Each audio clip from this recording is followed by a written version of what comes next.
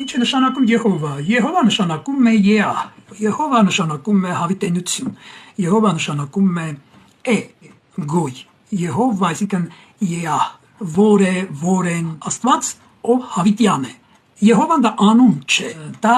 անվանումն է Աստծո։ Այսինքն այսպես Աստված իրեն ներկայացրել է, որ ես հավիտենականն եմ, որ ես գոյ եմ հավիտյան, այսինքն հնուց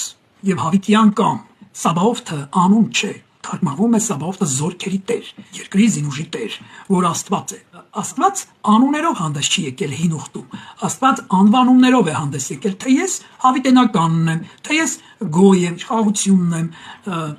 թե ես Սաբաոթն եմ, զորքերի Տերն եմ, թե ես այսպիսին եմ, թե ես այնպիսին եմ։ Հասկանում եք, նա այսպիսիներով է հանդես եկել, ոչ թե հանդես եկել իմ անունը Եհովա է, ինձ դիտես դիմեք, չէ, դες չի կարելի։ Անկամ նոր ուխտում Հայր Աստվածը հանդես է եկել էլի ոչ թե իր անունով, այլ իր որդու անունով, Հիսուս անունով։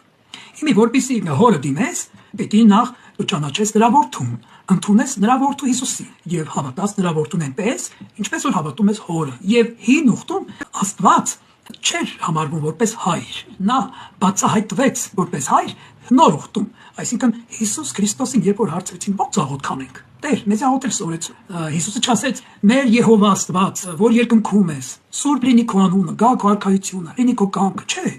Հիսուսն ասաց. «Աղոթեք այսպես. Հայր մեր, որ երկնքում ես, թող անունդ սուրբ լինի, քո արքայությունը գա եւ քո կամքը լինի»։ Ինչպես որ երկնքում է, այնպես երկրի վրա։ Գիտեք, հայր մերը, ամբողջ չասեմ,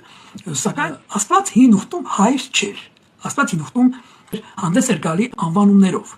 Իսկ նոր ուխտում նա հանդես եկավ իր որդու միջոցով։